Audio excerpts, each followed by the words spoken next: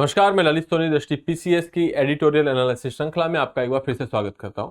आज की इस वीडियो में हम लोग बात करने वाले हैं कि कैसे अफ्रीकन यूनियन जो है वो G20 का हिस्सा बनती है। ठीक है, इसके साथ साथ हम देखेंगे कि इससे क्या फायदा होगा, भारत को क्या फायदा होगा, अफ्रीका को इससे क्या फायदा होगा, G20 के ऑब्जेक्टिव्स क्या है। तो इन सब चीजों पर आज हम चर्चा करेंगे इस वीडियो में। तो आज का जो टॉपिक है वो इंडियन एक्सप्रेस से लिया गया है, जिसका टाइटल है Africa at the high table. जब हम हाई टेबल ये जो टर्म यूज करते हैं, मोस्टली हमने आपने देखा होगा कि जो एडिटोरियल्स आते हैं आईआर पे, उनमें जनरली ये टर्म यूज किया जाता है, हाई टेबल ऑफ डिप्लोमेसी। इसका सिंपल सा मतलब है एक ग्लोबल इंस्टीट्यूशन पे जो बातचीत करते हैं उसे हाई टेबल बोलते हैं, और डिप्लोमेसी जहां पे आप डिस्कशंस, डिबेट और बातचीत से मैटर्स को सुलझाते हैं। तो ऐसी ही एक हाई टेबल जो है वो है आपकी G20 की टेबल जो है उस पर अब अफ्रीका को जो है रिप्रेजेंटेशन मिला है। ठीक है, तो मोस्टली इसीलिए Africa at the high table. तो आगे बढ़ने से पहले आपको एक चीज बता देना चाहता हूं कि दृष्टि आईएएस आपके लिए एक विशेष ऑफर लेके आया है हिंदी दिवस पे, और इसमें आपको 50% तक का डिस्काउंट मिलेगा आपके सारे ऑनलाइन पेन ड्राइव कोर्सेज और टेस्ट सीरीज पर। ठीक है, तो आप इस ऑफर को अवेल कर सकते हैं 14 सितंबर को, और इसके लिए एक डिस्क्रिप्शन में आपको एक लिंक दिया जाएगा, आप उस पर क्लिक करके इस ऑफर को अवेल कर सकते हैं। ठीक है, चलिए डिस्कशन स्टार्ट करते हैं आज का। तो आज की वीडियो की आउटलाइन कुछ ऐसी रहेगी कि इस एडिटोरियल में हम लोग बात करने वाले हैं अफ्रीकन यूनियन इनटू G20। ठीक है, और भारत में इसका क्या इफेक्ट पड़ेगा और कैसे जो है भारत ने हमेशा जो है सपोर्ट किया है अफ्रीकन यूनियन को इस पर्टिकुलर प्लेटफॉर्म पे ले आने के लिए। ठीक है, फिर हम अफ्रीकन यूनियन के बारे में बात करेंगे कि जो है ये कब बनी, कैसे बनी, इससे पहले कोई संस्था थी या नहीं थी, इसके गोल्स क्या हैं। इसके बाद हम देखेंगे कि अफ्रीका के लिए क्या फायदा है जब वो G20 का मेंबर बन गया है, तो अफ्रीका को इससे क्या फायदा होगा, और G20 को इससे क्या फायदा होगा, या फिर आप यूं कहें कि बाकी मेंबर्स को इनसे क्या फायदा होगा। अफ्रीका जो है वो की टू अचीविंग एसडीजी आपके जो है सस्टेनेबल डेवलपमेंट गोल्स जो है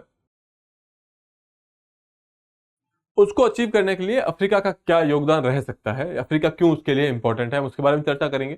ठीक है, उसके बाद इंडिया अफ्रीका टाइज पे देखेंगे। देखिए, भारत और अफ्रीका के टाइज जो है काफी पुराने हैं। आपको पता होगा कि जो है फ्रीडम स्ट्रगल, या फिर यूं कहें कि कॉलोनियल पास्ट से हमारी जर्नी स्टार्ट होती है। उसके बाद फ्रीडम स्ट्रगल की बात करें तो गांधी जी ने वहां पे सत्याग्रह की खोज की, और फिर उस वेपन को जो है इंडिया में यूज किया हमें आज़ादी दिलाने के लिए, और वहीं पे फिर उनका अपना एक इंडिपेंडेंस स्ट्रगल चला है जिसमें भारत ने सपोर्ट भी किया है।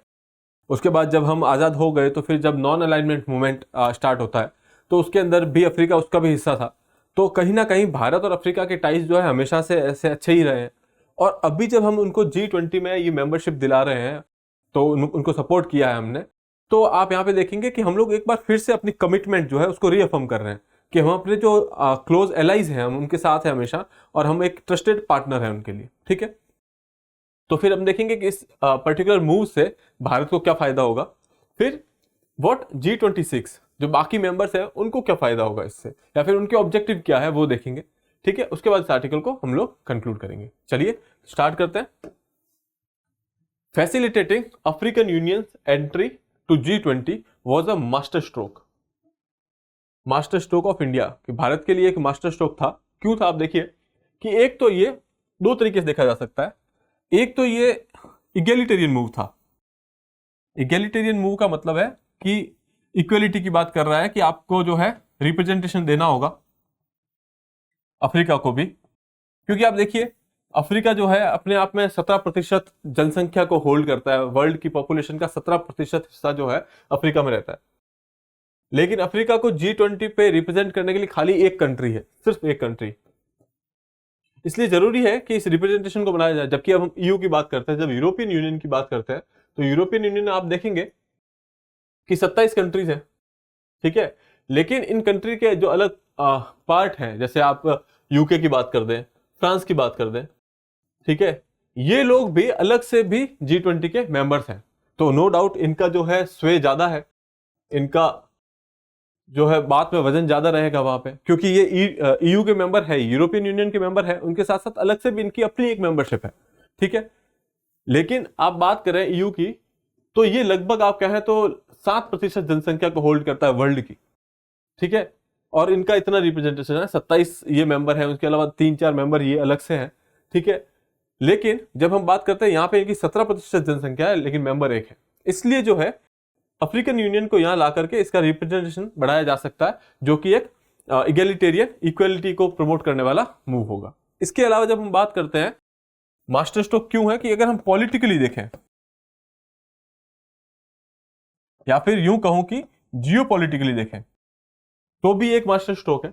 भारत को अभी क्या चाहिए, एलाइज चाहिए जो भारत का साथ दे। अगर यूएनएससी रिफॉर्म्स की बात कर लें या फिर चाइना को काउंटर करने की बात करें तो इन सब में भारत को एलाइज चाहिए, और अफ्रीका भारत का सबसे अच्छा एलाई है, हमेशा से हमारे रिलेशन अच्छे रहे इसके साथ। तो अगर हम ये करें तो ये पॉलिटिकली भी एक बहुत अच्छा मूव रहेगा। इकोनॉमिकली देखें तो अफ्रीका जो है बहुत सारे रिसोर्स है वहां पे, तो उनको जो है एक्सप्लोर किया जा सकता है, पार्टनरशिप बढ़ाई जा सकती है, तो इसलिए जो है ये भारत का एक मास्टर स्ट्रोक था। इसके अलावा आप ये देखेंगे ग्लोबल अगर सिनेरियो देखें तो आप ये देखेंगे कि भारत जो है इस तरीके की ह्यूज स्टेप लेने में सक्षम है।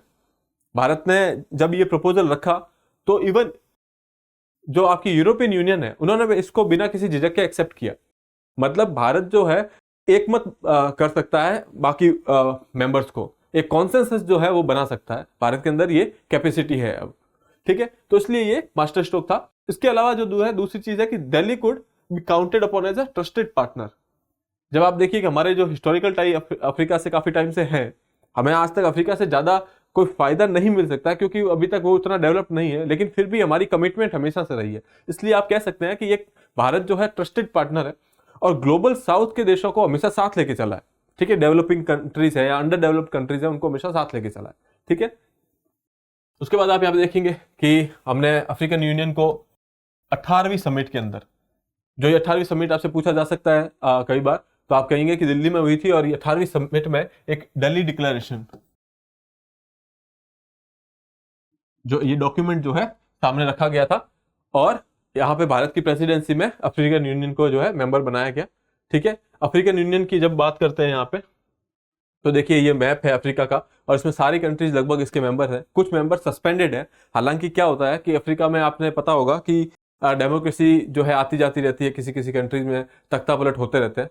तो जब भी किसी कंट्री में डेमोक्रेसी नहीं है तो उसको सस्पेंड कर दिया जाता है कुछ वक्त के लिए, ठीक है। उनको निकाला नहीं जाता, सस्पेंड किया जाता है। तो यहाँ पे आप देखेंगे ये जो हिस्से हैं जो थोड़े लाइट ग्रीन दिख रहे हैं, ये सस्पेंडेड हिस्से रहते हैं कई बार, ठीक है। इसके अलावा अफ्रीकन यूनियन में 55 कंट्रीज हैं, ठीक है, 55 देश है। सेकेंड लार्जेस्ट कॉन्टिनेंट है, ये आप जानते हैं। जैसा कि मैंने बताया इनकी पॉपुलेशन जो है लगभग 17% है वर्ल्ड पॉपुलेशन की। और सिरते डिक्लेरेशन ये 1999 में डिक्लेरेशन हुआ था, उसकी जो इस डिक्लेरेशन में जो है ये कॉन्सेप्ट आपके सामने आता है अफ्रीकन यूनियन का, और ऑफिशियली जो है 2002 में इसको लॉन्च किया गया था। इससे पहले एक और ऑर्गेनाइजेशन थी जिसको ये रिप्लेस करता है, उसका नाम था ऑर्गेनाइजेशन ऑफ अफ्रीकन यूनिटी। इस ऑर्गेनाइजेशन का एम ये था कि अफ्रीकन कॉन्टिनेंट को यूनाइट करना, दूसरी बात यहाँ पे पीस एस्टेब्लिश करना। सिंस यहाँ पे तख्ता पलट होते रहते थे, एक्सट्रीमिस्ट का जो है एक्टिविटीज होती रहती थी, तो उसको ध्यान में रखते हुए इसको पीस एस्टेब्लिश करना इसका एक एम था। इसका जो है हेडक्वार्टर है वो अदिस अबाबा में है, ठीक है। तो आप ये देख सकते हैं जो कि इथियोपिया में है, ठीक है। चलिए आगे देखते हैं। अब जब ये एक्सपेंडेड वर्जन जो है G20 का, जिसे आप कह सकते हैं अगली बार से इसे G21 शायद बुलाया जाए, ठीक है। तो इस एक्सपेंडेड वर्जन में अब क्या चेंजेस आए हैं। अब आप देखेंगे कि 80% वर्ल्ड की पॉपुलेशन जो है उसको रिप्रेजेंट करता है ये ग्रुप, ठीक है। उसके अलावा 97 कंट्रीज, आपके टोटल 193 कंट्रीज जो यूएन की मेंबर्स हैं उनमें से 97 कंट्रीज जो है वो G20 का हिस्सा है, ठीक है। उसके बाद वर्ल्ड की 88% जीडीपी को रिप्रेजेंट करता है ये, ठीक है, या कंट्रीब्यूट करता है, और 79% जो ट्रेड है उसमें इसका शेयर है। तो आप देखेंगे कि ये कितनी इंपॉर्टेंट ऑर्गेनाइजेशन हो जाती है अपने आप में, ठीक है। इससे क्या होगा कि आपकी एक तो क्रेडिबिलिटी बढ़ेगी, ठीक है, कि मेंबरशिप ज्यादा है, रिप्रेजेंटेशन ज्यादा है, इकोनॉमिकली भी आप देखेंगे ये बहुत स्ट्रांग है, ठीक है। तो एक क्रेडिबिलिटी बढ़ती है कि सबको साथ लेकर के चल रही है ऑर्गेनाइजेशन। दूसरा, improve implementation of the policies, programmes and initiatives. देखिए जब एक ऐसा ग्रुप है जिसमें सब कोई साथ है तो ये जो है इंप्रूवमेंट होगा आपके इंप्लीमेंटेशन में, ठीक है। इसके अलावा देखेंगे, आप बोलेंगे इतने सारे मेंबर्स हैं कैसे होगा सारा, जब 55 कंट्रीज तो खाली अफ्रीकन यूनियन में है, ईयू में 27 कंट्रीज है। तो देखिए ये जो बड़ी बड़ी ग्रुपिंग्स हैं तो इनके सारे मेंबर्स वहां नहीं जाते हैं, इनके रिप्रेजेंटेटिव जाते हैं, और अफ्रीकन यूनियन से एक जाएगा, ईयू से भी एक जाएगा, ठीक है, और बाकी कंट्री से एक एक जाएगा। तो वहां पे आप देखेंगे कि ये 20 और वहां पे जो रिप्रेजेंटेटिव आते हैं वो टोटली 21 ही आएंगे, ठीक है। तो इसलिए इंप्लीमेंटेशन होगा, कॉन्सेंसस बनाने में आसानी रहेगी, ठीक है। चलिए आगे देखते हैं। गेन्स अफ्रीका के लिए क्या गेन्स है? देखिए अफ्रीका में बहुत सारी प्रॉब्लम्स हम लोग डिस्कस करेंगे। गेन्स ये है कि इससे G20 जो है इनको असिस्टेंस दे सकता है, ठीक है, मदद कर सकता है। कैसे? फाइनेंस में, टेक्नोलॉजी में, इन्वेस्टमेंट में और कैपेसिटी बिल्डिंग में। ये सारी ऐसी चीजें हैं जिसमें जो है वेस्ट जो है काफी अच्छा कर रहा है। और सिंस हम लोग जो अफ्रीका जब G20 का हिस्सा बन जाएगा तो इनको जो है एड्स और जो मिलेगी उससे इनको ये फायदे होंगे, ठीक है। इसके अलावा अफ्रीका की जब हम बात करते हैं तो इसको एक वॉइस और पार्टिसिपेशन मिलेगा हाई टेबल पे, जो कि हमने डिस्कस कर दिया है। वॉइस मतलब आप अपनी बात रख सकते हैं एटलीस्ट यहाँ पे, ठीक है, आपको सुनने वाला कोई होगा। पार्टिसिपेशन होगा, फिर सॉल्यूशन टू इस developmental, financial, economic and environmental challenges. अब देखिए मैंने बताया यहाँ पे एक्सट्रीमिस्ट ग्रुप है, ठीक है, तो पीस नहीं रहती है, डेमोक्रेसी नहीं रहती है, तख्ता पलट होते रहते हैं। तो डेवलपमेंट जो है काफी पुअर अफ्रीका में, फाइनेंसेस की कमी रहती है, इकोनॉमिक लेवल पे भी ज्यादा इंटीग्रेटेड नहीं रहा है पहले। तो ये सारे चीजों का सॉल्यूशन मिलेगा G20 का मेंबर बनने से, ठीक है। दूसरा, अफ्रीका में आप देखेंगे कि टोटल 46 लीस्ट डेवलपिंग कंट्रीज जो वर्ल्ड में है उनमें से 33 अफ्रीका में है, ठीक है। तो मतलब आप कह सकते हैं कि कॉन्टिनेंट अपने आप में एक लीस्ट डेवलप्ड कॉन्टिनेंट है, ठीक है। तो यहाँ पे क्या क्या इश्यूज है देखिए, पॉवर्टी बहुत ज्यादा है, कॉन्फ्लिक्ट होते रहते हैं, कू होते रहते हैं। मैंने अभी थोड़े दिन पहले आपको बताया था गैबोन में हुआ, उससे पहले नाइजर में हुआ, ठीक है, माली, सूडान वगैरह में होते रहता है। साहिल रीजन पूरा इफेक्टेड रहता है इससे, ठीक है। पॉलिटिकल इंस्टेबिलिटी होती है, क्लाइमेट का इशू हो गया। आप देखेंगे नॉर्थ अफ्रीका का जो पार्ट है वो मोस्टली डेजर्ट है, और क्लाइमेट चेंज जो है उसको और ज्यादा बढ़ा रहा है अब इस इशू को, ठीक है। उसके बाद जो है इन्वायरमेंटल डिग्रेडेशन, ये पूरे वर्ल्ड की प्रॉब्लम हो रही है लेकिन यहाँ पे ज्यादा है, ठीक है। उसके बाद सोशियो इकोनॉमिक डेवस्टेशन यहाँ पे है, कोविड से हुआ है, फिर फूड इनसिक्योरिटी वगैरह है, यहाँ पे फ्यूल को लेकर के क्राइसिस होते रहते हैं। इसके अलावा आप देखेंगे डेट और फाइनेंशियल क्राइसिस है। काफी कंट्रीज हैं जिन्होंने चाइना से डेट ले रखा है, ठीक है। जब अपने आपके फाइनेंस नहीं होगा तो आप उधार लेके काम करोगे, और उसकी वजह से आप ऐसे सर्किल में पड़ जाते हो कि आपके फाइनेंशियल क्राइसिस हो जाते हैं, इन्फ्लेशन वगैरह बढ़ जाती है, ठीक है। तो ये सारे इश्यूज हैं और इनका सॉल्यूशन जो है वो G20 की मेंबरशिप से मिल सकता है, क्योंकि वहां के मेंबर्स सपोर्ट करेंगे अगर, तो इन चीजों को धीरे धीरे सॉल्व किया जा सकता है, ठीक है। तो ये अफ्रीकन कॉन्टिनेंट के लिए एक होप है। अफ्रीका की टू अचीविंग SDGs, जो ये सस्टेनेबल डेवलपमेंट गोल्स हैं, उनको अचीव करने के लिए की क्यों है? क्योंकि अफ्रीका जो है one of the richest continent है in terms of resources. Resources कैसे? आपकी एग्रीकल्चरल लैंड वहां पे बहुत है, मिनरल्स है, मेटल है, रेयर अर्थ मेटल वहां पे आपको साथ में मिलेंगे, यूथ पावर है वहां पे, डेमोग्राफिक डिविडेंड है उनके पास, ठीक है। इसके अलावा अगर आप देखें तो अभी रिसेंट ट्रेंड्स ये है कि जो है धीरे धीरे ग्रो कर रहा है ये कॉन्टिनेंट, ठीक है। इकोनॉमिकली जो है इंटीग्रेट हो रहा है, पॉलिटिकली भी इंटीग्रेट हो रहा है, ठीक है। तो ये सब चीजें जो है वर्ल्ड पे अगर देखें तो SDG को अचीव करने में हेल्प करेंगी, ठीक है। इसके अलावा इन्होंने फ्री ट्रेड एरिया लॉन्च किया था 2018 में। ये टर्म्स जो है आपको याद रखनी है कि किस जगह से बिलोंग करती है, या किस कंट्री से या किस कॉन्टिनेंट से बिलोंग करती है, दैट्स इट। फिर एजेंडा 2063, ये एक प्लान है। जैसे भारत में हमारे प्लान बनते रहते हैं, नीति आयोग के डॉक्यूमेंट आते रहते हैं, वैसे इनका भी एक प्लान है EU का। वो ये बोलते हैं कि एजेंडा 2063 में जो है अफ्रीका कैसा होना चाहिए उसके बारे में बात की जाएगी, द अफ्रीका वी वांट, ठीक है। तो इसलिए अफ्रीका इंपॉर्टेंट हो जाता है बाकी G20 मेंबर्स के लिए भी। इंडिया अफ्रीका टाइज, जैसा मैंने हिस्टोरिकल टाइज तो आपको बता दी है कि हमारा जो है काफी पुराना एक हिस्ट्री रहा है अफ्रीका के साथ। इस पर्टिकुलर समिट के अंदर भारत ने ना एक चीज दिखाई कि आपको पता है कि एक देयर इज अमेरिकन वे, एक अमेरिकन वे है कि भाई हम हर चीज में जाकर के घुसेंगे, ठीक है। वैसे इंडिया ने एक वे दिखाया, इंडिक वे या इंडिया वे। इंडिया वे क्या है कि हम कॉन्सेंसस पहले कंसल्ट करेंगे, ठीक है, जो पॉजिटिव होंगे उन पे फोकस करेंगे, डिफरेंस होंगे अगर आपके बीच में कोई बात को लेकर मतभेद है तो उसको सॉर्ट किया जाएगा, डिफरेंसेस को खत्म किया जाएगा, उसको कम किया जाएगा, और फिर हम लोग जो है कॉन्सेंसस बनाएंगे, ठीक है। भारत ने ये करते हुए जो है अफ्रीकन यूनियन को G20 का मेंबर बनाया, ठीक है। इसके साथ साथ भारत ने दिखाया है कि हम लोग कमिटेड है अपने पार्टनर्स के लिए, अपने एलाइज के लिए, ठीक है। अब जब आप देखेंगे कि अफ्रीकन यूनियन जो है मेंबर बन चुका है, तो वो भारत के लिए ना एक ग्रेटिट्यूड है उनके मन में, या आप कह सकते हैं कि हमने ट्रस्ट अफ्रीका का जो है वो जीत लिया है। ठीक है, इसके अलावा हमारी जो पार्टनरशिप रहेगी, strategic partnership, political, economic, technological trade को लेकर के, पीपल टू पीपल कनेक्ट है, या फिर बाइलेटरल पार्टनरशिप है, मल्टीलेटरल पार्टनरशिप है, इन सब में आप देखेंगे कि एक इंप्रूवमेंट आएगा, या आप कह सकते हैं कि एक हाइक आएगा। ये पार्टनरशिप्स बढ़ेंगी, क्योंकि जब ट्रस्ट बिल्ड होता है तो पार्टनरशिप्स अपने आप बढ़ती है। ठीक है, उसके बाद जो हमारे लाइक माइंडेड फ्रेंड्स है, जैसे मान लीजिए यूएस है, या फिर जापान है, या ऑस्ट्रेलिया है, तो ये लोग भी जो है इनके साथ इन्वेस्ट करेंगे, तो इससे अफ्रीका का फायदा होगा, उसके साथ साथ भारत का भी फायदा होगा, भारत भी वहां पे जाके जॉइंट वेंचर्स कर सकता है। ठीक है, इसके अलावा एक और चीज है कि चाइना को काउंटर करने में भी ये हेल्प करेगा। अफ्रीका की कई कंट्रीज हैं जो चाइनीज डेट के अंदर फंसी हुई है, और अगर उनको एक अल्टरनेटिव मिल जाएगा तो वो चाइना से थोड़ा दूर हो जाएंगे। दूसरी बात, अफ्रीका जो है वो आपको यूएनएससी में सपोर्ट करेगा आपकी परमानेंट सीट के लिए। उनका भी वहां रिप्रेजेंटेशन नहीं है, तो उनको भी लगेगा कि हम इनको सपोर्ट करेंगे तो भारत भी हमको सपोर्ट करेगा। ठीक है, तो एक म्यूचुअल ये हो जाएगा। चाइना काफी टाइम से ये चाह रहा था कि भारत और अफ्रीका में दूरी बनी रहे, ठीक है, ताकि अफ्रीका जो है इनको यूएनएससी के इस रिफॉर्म्स के लिए जो है सपोर्ट ना कर पाए। ठीक है, क्योंकि अब जैसा कि मैंने बताया कि 55 देश हैं, वो अपने आप में एक बहुत बड़ा मायना रखते हैं।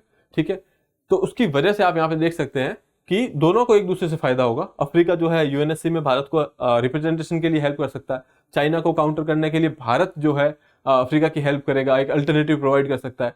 भारत अगर अकेले नहीं कर पाएगा तो लाइक माइंडेड दोस्त जो है, जैसे मान लीजिए यूएस है, जापान है, इनके साथ मिलकर के वो चीजें की जा सकती है।